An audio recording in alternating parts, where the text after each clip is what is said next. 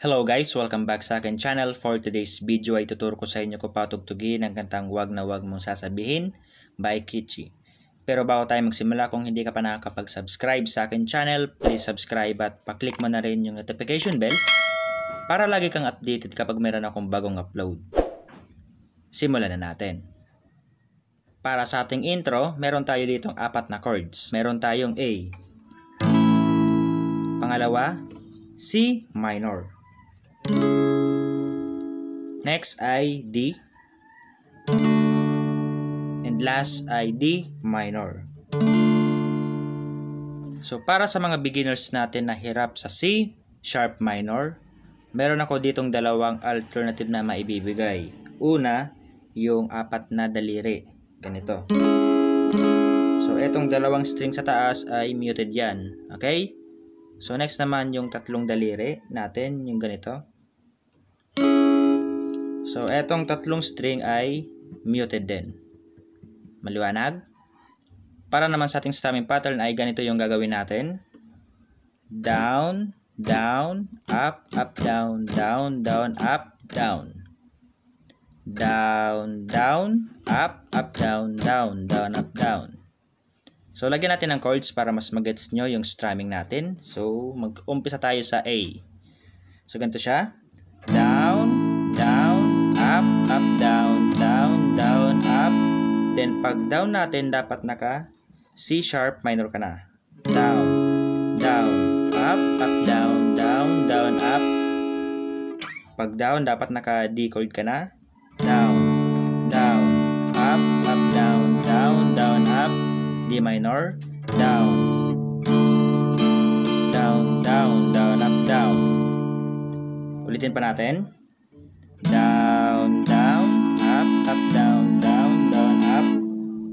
Down, down, up, up, down, down, down, up. Down. Down, down, up, down.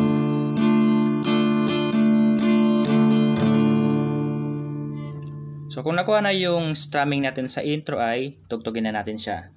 1, 2, 3, go!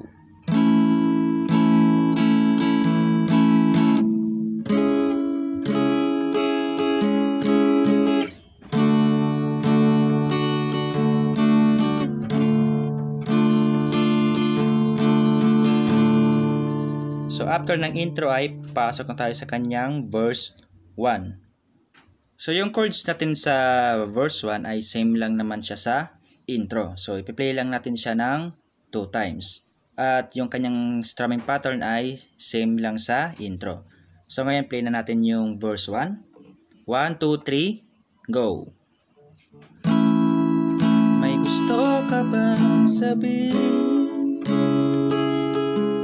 Ba't mapakali na hindi makadinig?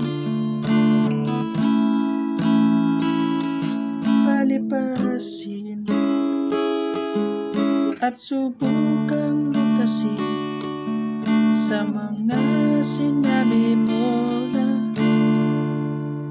Then after ng verse 1 ay papasok na tayo sa kanyang refrain. So yung chords dito ay yung C sharp minor and yung D. So 2 times mo siya uulitin. So yung strumming dito ay same pa rin. So ngayon play na natin yung refrain. 1, 2, 3, go!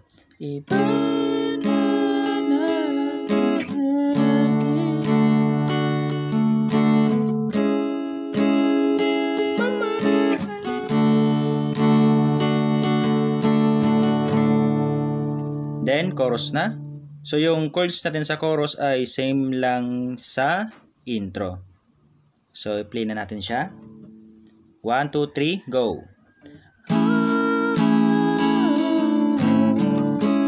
Wag na wag mo sasabihin.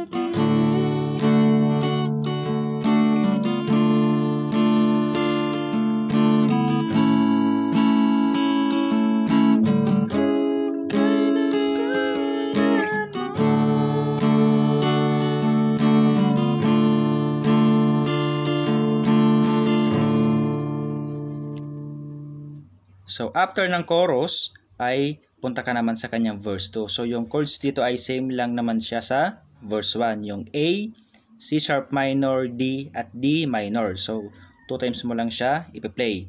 Then after ng verse 2 ay punta ka naman sa kanyang refrain. So same lang naman siya doon sa unang refrain natin. So yung chords dito ay yung C sharp minor at D. So 2 times lang din siya ipi-play. So after ng last refrain ay pasok ka na din sa kanyang last chorus. So same lang yung chords dito, yung A, C sharp minor, D at D minor. Okay? So 2 times mo lang siya i-play.